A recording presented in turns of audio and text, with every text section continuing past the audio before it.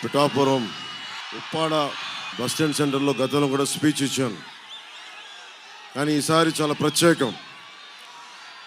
ఆంధ్రప్రదేశ్ దశని మార్చే పిఠాపురం ఎన్నికలు. ఇది మామూలు ఎన్నికలు కాదు. ఒక 25 సంవత్సరాలకి ఆంధ్రప్రదేశ్ భవిష్యత్తే కాదు, ఆంధ్రప్రదేశ్ భారతదేశంలోనే ఎంత బలమైన రాష్ట్రంగా తయారవుద్ది అనటానికి మొదటి బీజం పిఠాపురంలోనే మొదలవుద్ది. మొదటి బీజం పిఠాపురం. దక్షిణ కాశీ అంటాం. నేను మీకు మాటిస్తున్నా, కీలకమైనవి ఎక్కువ సమయం లేదు కాబట్టి పొద్దున్నుంచి తిరుగుతూనే ఉన్నాం. ఈరోజు ఒక్క ఎన్నికలు కాదు, నేను భారతదేశంలోనే ఏ ఒక్కరూ కూడా ఒక పార్టీని ప్రారంభించి దశాబ్దం ఎమ్మెల్యేలు లేకుండా, ప్రజలు మన్ననలు పొంది, డబ్బు లేకుండా, ఏ మాత్రం రాజకీయంగా మనకి చట్టసభలో స్థానం లేకపోయినా మీ గుండెల్లో పెట్టుకున్నారు. కాబట్టి జనసేన ఈరోజు అందరికీ, ఒకరికి కాదు 5 కోట్ల మంది ఆంధ్రులకి, ఎక్కడ తెలుగువాడుంటే తెలంగాణ కాదు కర్ణాటక ఎక్కడున్నా సరే జనసేన 7 మనకి సిద్ధాంతాలని గుండెల్లో పెట్టుకున్నారు. సాక్షాత్తు మనకి భారతీయ జనతా పార్టీ జేపీ నడ్డా గారు చాలా గర్వంగా జనసేన కండువ వేసుకుని చాలా చెప్పారు. ఇది నేను మీ పార్టీకి అంత మర్యాదిస్తున్నానని. దేనికి మర్యాదిస్తున్నాం? డబ్బులతో అమ్ముడైపోయే పార్టీ కాదు. జగన్ లాగా ఒక సారా ప్యాకెట్ ఇస్తే అమ్ముడైపోయే పార్టీ కాదు. బిర్యానీ ప్యాకెట్ల కోసం అమ్ముడైపోయే పార్టీ కాదు. దెబ్బతిన్నాం.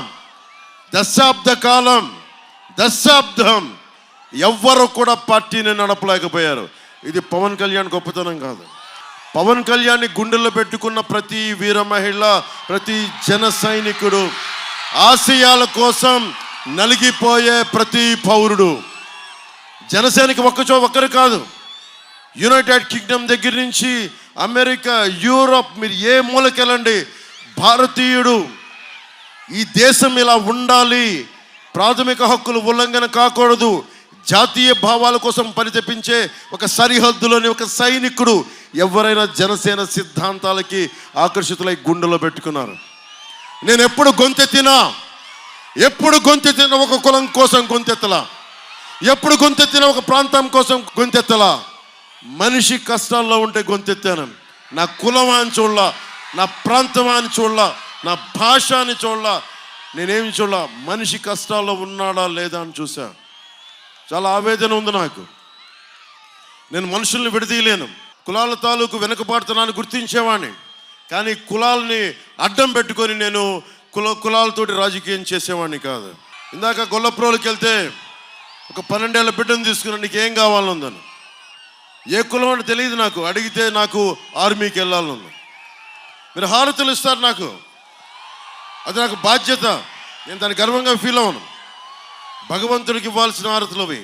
మీరు ఏమి ఇచ్చినా సరే, దండాలు పెట్టినా సరే నేను ఒకటే పెట్టుకుంటాను, అన్నీ జీసస్కి వెళ్ళాలి, అల్లాకి వెళ్ళాలి, శ్రీవల్లభుడికి వెళ్ళాలి, ఆదిశక్తికి వెళ్ళాలి, శివుడికి వెళ్ళాలి, విష్ణువుకి వెళ్ళాలి, 7 కొండల వాడికి వెళ్ళాలని కోరుకుంటాను తప్ప మీరు ఏమి చేసినా నేను అందరూ బాగుండాలని చేస్తాను. ఎందుకు దశాబ్ద కాలంగా నలుగుతున్నా? ఎందుకు స్థాయిని తగ్గించుకొని, బలం ఉండి కూడా ఎందుకు తగ్గించుకున్నామంటే 5 కోట్ల మంది ప్రజలు గెలవాలి. అరాచకం రాజ్యాలు వెళుతుంటే, గుండాయిజం రాజ్యాలు వెళుతూ ఉంటే, ప్రతి ప్రజాప్రతినిధిని భయపెడతా ఉంటే ధైర్యం ఇవ్వాల్సిన సమయం ఆసన్నమైంది అనిపించింది. నేను మీకు చాలాసార్లు అందరికీ చెప్తా ఉన్నా, నాకు ప్రాణ భయం లేదు. రాజకీయాల్లోకి వచ్చినప్పుడే 24 గంటలే, మొన్న చాలా సభల్లో కూడా చెప్పాను, సూర్యుడు నుంచి సూర్యుడికి 24 గంటల దూరం.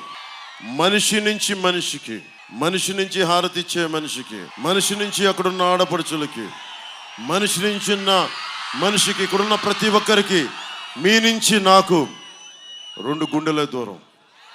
2 గుండెలు. గ్రామం గ్రామం నుంచి సంగ్రామానికి ఎన్ని తుపాకుల దూరం అని నాకు ఇష్టమైన కవి శేషేంద్ర గారు అంటారు. గ్రామం సంగ్రామంగా మారటానికి ఎన్ని తుపాకుల దూరం అర్థం అంటే, గ్రామం పచ్చగా కళకళలాడాల్సిన గ్రామం సాగునీరు లేక, తాగునీరు లేక, రోడ్లు లేక, రైతుకి గిట్టుబాటు ధర లేక, మద్దతు ధర లేక, యువతకి ఉపాధి అవకాశాలు లేక, ఆడపడుచులకి భద్రత లేక, ఆడపడుచులకు జీవనోపాధి కల్పించలేక, ఉద్యోగులకి సిపిఎస్ ఇవ్వలేక, ప్రతి ఒక్కరికి సమయానికి గవర్నమెంట్ ఉద్యోగులకి సకాలంలో జీతాలు అందివ్వలేక, పోలీస్ వ్యవస్థకి కానిస్టేబుల్ దగ్గర నుంచి పెద్దవాళ్ళ దాకా, అధికారుల దాకా టీఏలు డిఏలు సరెండర్ లీవ్స్ డబ్బులు ఇవ్వలేక, మనిషి గొడవ పెట్టుకోవాలని కోరుకుంటాడు, హక్కులు కావాలని కోరుకుంటాడు. నా కండం నా రక్తం మరిగించి కష్టపడి ఈ దేశానికి ఇస్తే నన్ను ఎవరు గుర్తించలేరు, కడుపు మండి నోటి తిరుగుబాటు చేస్తాడు. అందుకే గ్రామం సంగ్రామం కావడానికి ఎక్కువ టైం పట్టదు. మన పిఠాపురంలోనే అడ్డగోలుగా మట్టిని తవ్వేశారు, చెరువుల్ని లోయలు చేశారు, గ్రావెల్ని తవ్వేశారు, ఉపాధి అవకాశాలు ఇవ్వాల, ఉద్యోగ అవకాశాలు ఇవ్వాల. మన కాకినాడ ఎస్సీజెడ్ దాదాపు 8,000 ఎకరాలు మన కాకినాడలోనే ఉంది. ఇంకా ఆ రైతులకి పరిహారం ఇవ్వాల, ఉద్యోగం ప్రామిస్ చేశారు, ప్రతి ఇంటికో ఉద్యోగం అని చెప్పి అది ఉద్యోగాలు ఇవ్వాల. నేను మాటిస్తున్నా, కాకినాడ ఎస్సీజెడ్లో ఇక్కడ మన పిఠాపురం యువతకి, కాకినాడ యువతకి చెందాల్సిన ఉపాధి అవకాశాలు మీకు వచ్చేలాగా నేను కృషి చేస్తాను. మీకు వచ్చే వరకు పోరాటం చేస్తాను. ఈరోజు జగన్ భయపడుతున్నాడు. ఈరోజు జగన్ ఎలా చేశాడు? జగన్ ఈ రోజున ఒక్కడిని బతకనిచ్చాడా? ఇన్ని 5 సంవత్సరాలు ఎంతమందిని భయపెట్టాడు? వీధుల్లోకి రావడానికి భయం, రోడ్ల మీదకి రావడానికి భయం, నా హక్కులు ఉల్లంఘించబడ్డాయి అని అడగాలంటే భయం. ఈ భయాన్ని ఎవరు తీశారు? జనసేన, జన సైనికులు, వీర మహిళలు రోడ్ల మీదకి వచ్చారు. పంచాయతీ ఎన్నికల్లో గెలుస్తామా ఓడుతామా లేదు, రస్తా ముందుకెళ్తుందా లేదా, నిలబడతామా లేదా, అది జనసేన నిలబెట్టింది. దమ్మంది జన సైనికులకి, దమ్మంది వీర మహిళలకి, దమ్మంది జనసేన మద్దతుదారులకి. ఒకటే అనుకున్నాను, ఎప్పటికీ తీరదా, వైసీపీ గుండగిరిపోదా అంటే ఒకటే గుర్తుపెట్టుకోండి, రాహువు పట్టిన పట్టు ఒక సెకండ్ ఖండమైన లోక బాంధవుడు అసలు లేకుండా పోతాడా? మూర్ఖుడు గడియారంలో ముళ్ళు కదలనీకుంటే ధరాగమనం అంతటితో తలకిందైపోతుందా? కుటిలాత్మల కూటమికి ఒక త్రుటి కాలం జయం వస్తే విశ్వ సృష్టి పరిణామం విచ్ఛిన్నమవుతుందా? ధనుజు లోకమేకంగా దారికడ్డంగా నిల్చుంటే నరజాతి ప్రస్థానం పరిసమాప్తమవుతుందా? 151 మంది ఎమ్మెల్యేలు, 30 మంది ఎంపీలు కూర్చొని 5 కోట్ల మంది ప్రజల్ని భయపెట్టారు. 5 కోట్ల మంది ప్రజలు ఒక్కడు తెగించాడు. ఒక్క జన సైనికుడు తెగించాడు. ఒక్క వీరమహిళ తెగించింది. కడుపు మండిన సుగ్గాలి ప్రీతి ఎస్టీ కులాలకి చెందిన ఒక ఆడబిడ్డ తెగించింది. ఒక భవన నిర్మాణ కార్మికుడు రోడ్ల మీదకి వచ్చాడు. కడుపు మండిన గోపాలమిత్ర బయటకు వచ్చాడు. కడుపు మండిన ఉద్యోగి బయటకు వచ్చాడు. కడుపు మండిన ప్రతి ఒక్కరు బయటకు వస్తే వారందరూ వారి వేదన నాకు తెలియజేస్తే నేను ప్రాణాలని పణంగా పెట్టాను. గుర్తుపెట్టుకోండి, ఎవరి కోసం పెట్టాను ప్రాణాలని? మీ భవిష్యత్తు కోసం. నేను 5 సంవత్సరాలకి రాలా, 5 సంవత్సరాలకి రాలా, వచ్చే ఎన్నికల కోసం రాలా, మీ బిడ్డల భవిష్యత్తు కోసం వచ్చాను. చిన్న బిడ్డలు ఉన్నారు అక్కడ, అందరూ నన్ను తిడతారు, నువ్వు చిన్న పిల్లలు ఉన్నారు అక్కడ గ్రీన్ షర్ట్ వేసుకున్న బిడ్డ ఉన్నాడు, ఆడబిడ్డలు ఉన్నారు, చిన్నపిల్లలు. నేను 18 ఏళ్ళు దాటితేనే చెయ్యూపుతనం లేదు. భవిష్యత్తు కోసం నిలబడేవాడేవాడు, బిడ్డల భవిష్యత్తు కోసం నిలబడేవాడేవాడు. నేను ఒక తరం కోసం పనిచేస్తున్నా, 2 తరాలకి దారి వేయడానికి నిలబడి ఉన్నా. జనసేన పార్టీ పెట్టినప్పుడు చెప్పా 25 సంవత్సరాలు కష్టపడతానని. 34, 35 దాటిన తర్వాత రాజకీయాల్లోకి వచ్చాను. ఇంకా నా బిడ్డలు చిన్నోళ్ళు, నా బిడ్డలకి నేను చూసుకోలేదు. ఏ తండ్రిని తన బిడ్డలకు చూసుకోవటం సహజం. పొద్దున ఇంటర్వ్యూలో అడుగుతున్నారు, నీ బిడ్డలకి నువ్వు భవిష్యత్తు చూసుకున్నావు నాకు తెలియదన్నా. మా నాన్న నాకేమిచ్చాడు? మా నాన్న ఆస్తిపాస్తులు ఇవ్వలే నాకు. మా నాన్న ఆస్తిపాస్తులు ఏమి ఇవ్వలే. మా నాన్న ఒక సాధారణ ఉద్యోగి. నాకేమి ఇచ్చాడు? ధర్మంగా బతకమనే ధైర్యం ఇచ్చాడు, చదువుకోమని చెప్పాడు. నువ్వెంత చదువుకుంటావో నాకు తెలియదురా, కానీ కష్టం చేయకపోతే మటుకు బాధేస్తానని భయపెట్టేవాడు. ధర్మం వైపు నిలబడాలనుకునేవాడిని. ధర్మో రక్షితి రక్షిత. నువ్వు ధర్మం కోసం నిలబడితే ధర్మం నిన్ను కాపాడుతుంది.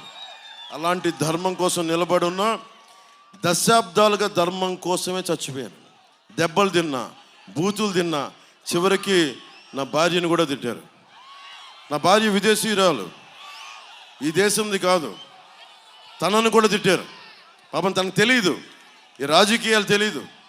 నేను ఒకటే అడిగా, ఒక్కసారి భారతదేశపు రాజకీయం అర్థం కాదు, ఎందుకు ఇలా ఇంట్లో ఉండే వాళ్ళు తిడతారని అడిగింది. భయపడింది, ఇబ్బంది పడింది. నేను చెప్పాను, క్షమించమని అడిగాను నా భార్యని. వీళ్ళందరూ తిట్టిన తిట్లకి ఏం చేయగలను, నీకు ఎందుకు ఇంత పిచ్చి అని అడిగింది. నేను అడిగాను, ప్రతి ఒక్కరు నా భార్యకి ఒకటే చెప్పాను, ఓకే నీ భర్త డబ్బులు సంపాదిస్తాడు, నా బిడ్డకి నేను ఇచ్చుకోగలను. కానీ చాలామంది బిడ్డలు ఏం కావాలో తెలియదు. చాలామంది బిడ్డలకి ధైర్యం కోల్పోయిన బిడ్డలు. అలాంటి తరానికి నేను నిలబడటానికి ఇది నా బలహీనతో తెలియదు, నా నుదిటి రాతో తెలియదు. భగవంతుడు నాకు ఇది ఇచ్చాడు. నన్ను నా భార్యని క్షమించమని అడిగాను. సో నా భార్యని ఒకటే అడిగాను, ఎలక్షన్ రోజున పిఠాపురం మే 13 నువ్వు రా, నీకు అర్థమవుతుంది నేను ఎందుకు నిలబడ్డాను. నా భార్యకి తెలియదు పాపం, భారతదేశం వస్తే ఇంత ఇబ్బంది పెడతారు, ఇంత బాధిస్తారని. నేను చెప్పాను, విదురు నీతి ఉంటుంది. ఒక గ్రామం కోసం, ఒక కుటుంబం కోసం ఒక వ్యక్తిని, ఒక గ్రామం కోసం ఒక కుటుంబాన్ని, ఒక రాజ్యం కోసం ఒక గ్రామాన్ని బలి చేయక తప్పదని. నేను ఒకటే చెప్పాను నా భార్యకి, 5 కోట్ల మంది ప్రజలకి మన కుటుంబం బలైతే పర్వాలేదు, దాన్ని ఒప్పుకుందాం. నా భార్యకి ఒకటే చెప్పాను. నేను చాలామంది గుండాలతో గొడవ పెట్టుకున్నాను. మీకు తెలుసు, మన సాయిధరం తేజ్ వస్తే కూడా సభలో ఇలా రోడ్డు మీద వెళ్తుంటే రాళ్ళు ఇసిరేశారు. మన గాజు గ్లాస్ ఇసిరేశారు. గాజు గ్లాస్ కాదు, ఒక బాటిల్ ఇసిరేశారు. ఆల్రెడీ దెబ్బతిన్నాడు పాపం, నా కోసం వచ్చాడు. తలకి తగిలి ఉంటే ఇంకొకసారి ఏమైందో తెలీదు. కానీ దురదృష్టవశాత్తు పాపం తెలుగుదేశం బిడ్డకి తగిలింది. మనస్ఫూర్తిగా బిడ్డకి నువ్వు త్వరగా కోలుకోవాలి. నల్లల శ్రీధర్కి దెబ్బ తగిలింది. నల్లల శ్రీధర్ తొందరగా కోలుకోవాలని ఆశిస్తూ నీకు ఆ భగవంతుని నేను ఎప్పుడు రక్షించాలని కోరుకున్నాను. అంటే ఊహించుకోండి, ఇలా రోడ్ల మీదకి వస్తే భయపెడుతున్నారు. మీరు మనం చూశారు, ఎక్కడికి వెళ్ళినా ఆవేదన ఉంది. ఈరోజు నేను మీకు మాటలు చెప్పట్లా. పిఠాపురం అన్నదమ్ములకి, ఆడపడుచులకి, పెద్దలకి, కులాలకి, మతాలకి అతీతంగా మీరు ముస్లిం అవ్వండి, హిందూ అవ్వండి, క్రిస్టియన్ అవ్వండి, లేదంటే మీరు కాప్ అవ్వండి, ఎస్సీ సామాజిక వర్గం, బీసీ, సెట్టిపల్లిజం, మీరు ఏ కులస్తులైనా, చేనేత వర్గాలు కావచ్చు, పద్మశాలి కావచ్చు, రెడ్డి సామాజిక వర్గం కావచ్చు, మీరు ఎవరైనా కావచ్చు, జనసేన పవన్ కళ్యాణ్ అందరినీ గుండెల్లో పెట్టుకుంటాడు. మీరు చూసారా ఇక్కడ నేను కుల రాజకీయం చేయటం? ఎంత మర్యాదగా మాట్లాడాను. నన్ను తిడతారు, తిడితే భరిస్తా. దేనికి? ఎవరిని అవమానం చేయాలి నాకు ఉండదు.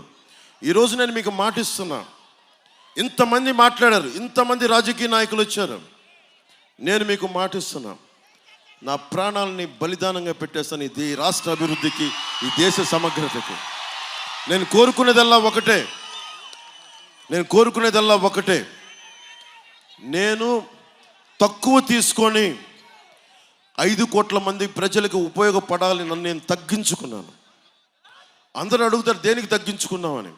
చిన్నప్పుడు నాకు స్కూల్లో నా టీచర్ చెప్పింది, సౌరమ్మ నా టీచర్, ఇమాన్యుయల్ టీచర్. ఆవిడ ఒకటే మాట చెప్పింది, బైబిల్ సూక్తి ఒకటి చెప్పింది. చాలా 4వ తరగతిలోను 5వ తరగతిలోను, తనని తను తగ్గించుకున్నవాడు హెచ్చింపబడినాడు. అంటే నాకేమర్థమైంది అంటే అతిశయం చూపించుకు, అహంకారం చూపించుకు, ఎంత ఎదిగినా ఒదిగుండని, అది నేను పాటించా. అందుకని నేను తగ్గి రాష్ట్ర ప్రజల్ని గెలిపించడానుకున్నాను. బలమైన తెలుగుదేశం పార్టీనే స్థానిక ఎన్నికల్లో పోటీ చేయడానికి ఇబ్బంది గురి చేసిన party YCP party. Gundala party అది, భయపెడతారు. మొన్నే చూశారు బాటిల్ ఇసిరేయటం. నేను వైసీపీ గుండాలందరికీ హెచ్చరిస్తున్నా, రాష్ట్రం మొత్తాన్ని వైసీపీ గుండాలకి. మీకు పవన్ కళ్యాణ్ సంగతి తెలియదు, జన సైనికుల సంగతి తెలియదు. మీరు ఒక పార్టీ కోసం పనిచేస్తున్నారు.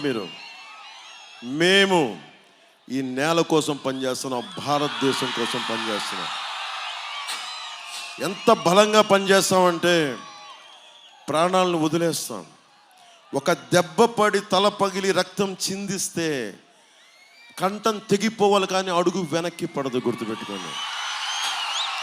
ఒక్కొక్క వైసీపీ గుండాకి ప్రభుత్వం వస్తుంది, మాది కూటమి ప్రభుత్వం వచ్చేస్తుంది, ప్రభుత్వం స్థాపిస్తున్నాం. ఎన్ని సీట్లు అనేదే లెక్క. నేను మీకు 6 అంశాలు చెప్తాను. విద్యకి ప్రథమ పీఠం వేస్తాం. మీకు ఫీజు రీయింబర్స్మెంట్లు కానీ, ఎయిడెడ్ కాలేజీని తిరిగి రీఓపెన్ చేయడం కానీ, స్కిల్ డెవలప్మెంట్ కానీ అన్నీ ప్రధానమంత్రి గారి ఆధ్వర్యంలో, నారా చంద్రబాబు గారి ఆధ్వర్యంలో నేను ముందుండి అందరినీ కలుపుకొని, వర్మ గారిని కలుపుకొని, కృష్ణంరాజు గారిని కలుపుకొని నేను ముందుండి అందరికీ బాధ్యత తీసుకొని నడిపిస్తాం. అలాగే వైద్యం, ఎటు వెళ్ళినా ఇబ్బంది ఉంది. హాస్పిటల్స్ లేవు, ప్రాథమిక ఆసుపత్రులు లేవు, సెకండరీ టెరిషరీ హాస్పిటల్స్ లేవు. మల్టీ స్పెషాలిటీ హాస్పిటల్ ప్రతి మండల కేంద్రంలో ఉండేలాగా బాధ్యత తీసుకుంటాం. అలాగే కొత్తపల్లి ఉప్పాడ దగ్గర నుంచి మన కాకినాడ దాకా బీచ్ని అద్భుతంగా డెవలప్ చేస్తాం. దేశం మొత్తం మీద ఉప్పాడ బీచ్కి రావాలని చెప్పి చేసే అంత బలంగా చేసి పెడతాం. మా ఆడపడుచులో నాకు బలం. మీరు అనంతపురం నుంచి వచ్చిన మా ఆడబిడ్డలకి మనస్ఫూర్తిగా ధన్యవాదం. విద్య అయింది, వైద్యం అయింది, ఉపాధి రాగానే మెగా డిఎస్సిని విడుదల చేయిస్తాం. Job calendar time to time release చేయిస్తాం. జాబ్ క్యాలెండర్ 20 లక్షల ఉద్యోగాలు రావాలి, ఇదే టార్గెట్. అది అందరూ వైసీపీ వాళ్ళు అడుగుతున్నారు ఎలా సాధిస్తామని. నువ్వు 40,000 కోట్ల మద్యపానాన్ని నిషేధించి, నువ్వు దొంగసారా కంపెనీలు పెట్టుకొని, కల్తీ సారాల కంపెనీలు పెట్టుకొని నువ్వు దోపిడీ చేసి నువ్వు డబ్బులు సంపాదించినప్పుడు ప్రజల కోసం మేమెందుకు కొత్త ఆలోచన చేసి ఎందుకు డబ్బులు సంపాదించలేము? ఎలా సంపాదిస్తాం డబ్బు? నేను కౌలు రైతులకి ఇన్ని కోట్ల రూపాయలు ఇచ్చిన ఎక్కడి నుంచి చేశాం? ఒక వకీల్ సాబ్ చేశాను, ఒక భీమ్లా నాయక్ చేశాను, ఇన్ని సినిమాలు ఒప్పుకున్నా, నలిగా పాలిటిక్స్ చేస్తా, సినిమాలు చేస్తా, అటు ఇటు తిరుగుతా, కష్టాలు వస్తే తిరుగుతా, రైతుకి అండగా ఉంటా. ఇన్ని చేసి నేను కౌలు రైతులకు ఒక్కొక్కరికి ₹1,00,000 చొప్పునిచ్చాను. ఏముంది దీంట్లో? మనస్సుంటే మార్గం ఉంటుంది. నువ్వు అడ్డగోలుగా ఇసుక దోచేయడానికి నీకు మార్గాలు ఉన్నాయి, కానీ 20 లక్షల ఉద్యోగాలు ఇప్పించడానికి నీ దగ్గర మార్గాలు లేవు. నేను యువతని ₹5,000 పరిమితం చేయడానికి నాకు ఇష్టం లేదు. మీరు ₹5,000 10 మందికి ఇచ్చేంత స్థాయిలో ఒక్కొక్క యువకుడు, ఒక్కొక్క యువతి ఉండాలని నేను కోరుకుంటాను. ఏం చేస్తాం దానికి? స్కిల్ సెట్ కావాలి. మిమ్మల్ని ఏ కులం అని అడుగుతారు, కానీ మీకు ఏ స్కిల్ సెట్ ఉందని అడగరు. నేను మీకు మీ అయిష్టాలు, అభిరుచి, స్కిల్ డెవలప్మెంట్ చేయిస్తాను. అలాగే సాగునీరు, మనకి శుద్ధగడ్డ కానీ, ఎర్ర కాలువ కానీ, ఈ నిర్మాణాలు, ఈ కాలువలని, డ్రైనేజీలు, పూడికల దగ్గర నుంచి పురుషోత్తపట్నం కానీ ఇవన్నీ పూర్తి చేసే బాధ్యత నేను కాకినాడ మన పార్లమెంట్ రైతాంగానికి, తూర్పుగోదావరి రైతాంగానికి, మనకి పిఠాపురం రైతాంగానికి నేను పూర్తి చేస్తాను. పిఠాపురం మహారాజు గారు ఎన్నో దాన ధర్మాలు చేశారు. సూర్యరాయాంధ్ర నిఘంటువు ఆయన ఆధ్వర్యంలో జరిగింది. ఇందాక మాట్లాడుతూ ఉన్నాం, కొత్తపల్లి ఉప్పాడ మొత్తం చోట 41,000 కోట్ల మద్యాన్ని అడ్డగోలుగా, కల్తీ మద్యాన్ని అమ్మి ఈ రోజున మేము అందరి ఓట్లు కొంటారని డబ్బులు ఇస్తున్నారు. మీరు డబ్బులు తీసుకుంటారా? నేను ఇంకో మాట చెప్తా, తప్పులేదు, డబ్బులు తీసుకోండి అన్న. వాళ్ళు మన డబ్బు అది, మన రక్తాల్ని పిండి పీల్చి పిప్పి చేసిన డబ్బు అది. కుటుంబానికి ₹1,00,000 ఇచ్చినా తీసుకోండి, ఓటుకి 5,000 ఇచ్చినా తీసుకోండి వైసీపీ వాళ్ళు, కానీ ఓటు జనసేన గాజు గ్లాసుకే వేయండి. మనం ఎటు చూసినా వైర్లు ఉన్నాయి, డ్రైనేజ్ బయటికి ఉంది. నా కోరిక మొత్తం ఈ వైర్లు బయటికి కనిపించకుండా చాలా క్లీన్గా ఉండాలి సిటీ. ఇందాకొస్తే రైల్వే లైన్ ఉంది. ఈ అబ్బాయి 25,000 మందికి ఉపాధి అవకాశం కల్పించినాడు. టీ టైం ఒక చిన్న కాన్సెప్ట్ పెట్టి, ఆలోచన ఉన్న చోట డబ్బు ఉంటుంది. ఈ అబ్బాయి, ఈ వ్యక్తే నిదర్శనం, ఈ యువకుడే నిదర్శనం. తంగెళ్ళ ఉదయ్ శ్రీనివాస్. ఇతన్ని భారీ మెజారిటీతో గెలిపించిన మొట్టమొదటిగా ప్రధానమంత్రి గారిని అడిగి నేను శాంక్షన్ చేయించేది ఈ రైల్వే లైన్కి ఫుట్ బ్రిడ్జ్ కానీ దాని మీద ఓవర్ బ్రిడ్జ్ చేయించే బాధ్యత, ఆగకుండా చేయించే బాధ్యత మేము తీసుకుంటాం. కాకినాడ పార్లమెంట్లో ఏమున్నా సరే ప్రధానమంత్రి గారితో, మీకు తెలుసు నేను జగన్ లాగా అబద్ధాలు చెప్పను. ప్రధానమంత్రి గారి గురించి తెలుసు కదా నాకు ఎంత సాన్నిహిత్యం ఉందో. ఆయన సాన్నిహిత్యాన్ని ఉపయోగించి చెప్పి పోలవరం ప్రాజెక్ట్ దగ్గర నుంచి మనం బ్రిడ్జిల దాకా అన్ని పూర్తి చేస్తాం. పిఠాపురం మున్సిపాలిటీ అభివృద్ధి కావాలి. దానికి కావాల్సింది అండర్ గ్రౌండ్ డ్రైనేజ్. నేను మీకు మాటిస్తున్నా, ఇది స్మార్ట్ సిటీ అంటారో ఏమంటారో తెలియదు కానీ అద్భుతమైన పిఠాపురం ఇది. ఎలా ఉంటుందంటే నియోజకవర్గం అంటే మోడల్ నియోజకవర్గంగా చేస్తాం. నేను మీకు మాటిస్తున్నా. పిఠాపురం స్మార్ట్ టౌన్ అనమన్నారు కృష్ణరాజు గారు. లేదు, పిఠాపురం ఏదో కొత్త పేరు మనం కనిపెడతాం, చేసిన తర్వాత మాట్లాడుతుందాం. మీ అందరికీ అన్ని రకాలుగా అభివృద్ధి నేను మాట్లాడుతూ ఉన్నాను. నేను ఒకటే అడుగుతున్నా, మీరు నన్ను నమ్ముతారా? నన్ను నమ్ముతారా? నేను మీకోసం నిలబడతారని నమ్ముతారా? ప్రాణాలు తెగించి మీకోసం సమస్యల మీద పోరాటం చేస్తానని నమ్ముతారా? నేను మీకోసం మాటిస్తున్నాను. అభివృద్ధి అంటే పిఠాపురంలా ఉండాలని డంకా బజాయించి దేశమంతా మారుమోగేలా, పార్లమెంట్ అంటే కాకినాడ పార్లమెంట్ లాగా, ఆ అభివృద్ధి అంటే ఆంధ్రప్రదేశ్ లాగా సమిష్టిగా బలాలందరినీ ఏకం చేసి ముందుకు తీసుకెళ్తామని తెలియజేసుకుంటూ, ఒకే ఒక రోజు ఉంది. అక్కడ ల్యాండ్ గ్రాబింగ్ యాక్ట్ గురించి చెప్తా ఉన్నారు. వైసీపీ మద్దతుదారులు చెప్తున్నా, మీ ఆస్తులు జాగ్రత్త. 25,000 కోట్లు తాకట్టు పెట్టేస్తున్నాడు. పాసు పుస్తకం మీద బొమ్మ వేసుకున్నాడు, సరిహద్దు రాళ్ళ మీద బొమ్మ వేసుకున్నాడు. మీ ఆస్తుల్ని అమ్మేస్తాడు. మీరు వైసీపీ కనుక ఓటేస్తే మత్స్యకార సోదరులు కూడా చెప్తున్నా, మీరు ఆస్తులు గాల్లో పెట్టిన దీపమే. అందుకని మీ ఆస్తుల్ని పరిరక్షించుకోవాలి అంటే జనసేన, టీడీపీ, భారతీయ జనతా పార్టీ కూటమికి మీరు ఎక్కడ నిలబడ్డారో అక్కడ అందరికీ ఓటేయండి. పిఠాపురం నియోజకవర్గానికి నేను నిలబడ్డాను. గాజు గ్లాసు గుర్తు మీద వర్మ గారి మద్దతుతోటి, కృష్ణరాజు గారి సహకారంతో అందరికీ నేను ముందుండి వెళ్తున్నాను. జనసేన నాయకులు నిస్వార్థంగా పార్టీని నిర్మాణం చేశారు. వారందరికీ పేరు పేరున జనసేన నాయకులందరికీ ప్రతి ఒక్కరికి పేరు పేరున ధన్యవాదాలు తెలుపుకుంటూ, వర్మ గారు అబ్బాయి గిరీష్ గారికి ధన్యవాదాలు తెలుపుకుంటూ, తంగెళ్ళ ఉదయ్ శ్రీనివాస్ పార్లమెంట్ అభ్యర్థిగా 25,000 మందికి ఉపాధి కల్పించిన వాడు. నెంబర్ 9 మనకు శక్తిపీఠం ఉంది. మనకి దేవీ నవరాత్రులు గుర్తుపెట్టుకోండి. నెంబర్ 9 దేవీ నవరాత్రులు పార్లమెంట్ అభ్యర్థిగా తంగెళ్ళ ఉదయ్ శ్రీనివాస్, గాజు గ్లాస్ గుర్తు. ముందు ఎప్పుడు మన అభ్యర్థిది పార్లమెంట్ అయిపోయిన తర్వాత నేను ఎప్పుడు సెకండ్ లాస్ట్లో ఉంటాను. పవన్ కళ్యాణ్ 4 చతుర్ముఖ బ్రహ్మను గుర్తుపెట్టుకోండి. చతుర్ముఖ బ్రహ్మ 4 గాజు గ్లాస్ గుర్తు. జల్సాల ఏముంటుంది? వాడి హెడ్ ఉన్న రాడ్ లాగా పార్లమెంట్ అభ్యర్థి. Number 9 Thangella Uday Srinivas tea glass. Number 9 Thangella Uday Srinivas tea glass. MLA అభ్యర్థి పవన్ కళ్యాణ్ గాజు గుర్తు 4. పవన్ కళ్యాణ్ గాజు గ్లాసు 4. 4 దిక్కులు నా చతుర్ముఖ బ్రహ్మ. మీరు ఏదైనా పెట్టుకోండి. ధర్మందే విజయం, కూటమిదే గెలుపు, పీఠం కూటమిదే. సముద్రం ఒకరి కాళ్ళ దగ్గర కూర్చొని మొరగదు. తుఫాను గొంతు చిత్తం మనడం మెరగదు, పర్వతం ఎవరికి వంగి సలాం చేయదు, జన సైనికులు వీర మహిళలు ఎవరికి వంగి సలాం చేయరు, తెలుగు జాతి ఎవరికి వంగి సలాం చేయదు, తెలుగు జాతి వైసీపీ గూండాలకి తల వంచదు, తల వంచిస్తాం, మెడలు వంచిస్తాం, మట్టిలో పాచేస్తాం. జై టీడీపీ, జై బీజేపీ, జై జై జై జనసేన, జై హింద్, జై హింద్, జై హింద్.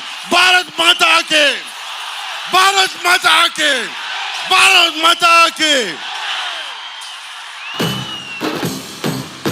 జాగో రే జాగో, జన తరంగమే, యువతకు నేస్తాం, భవితకు నేస్తాం.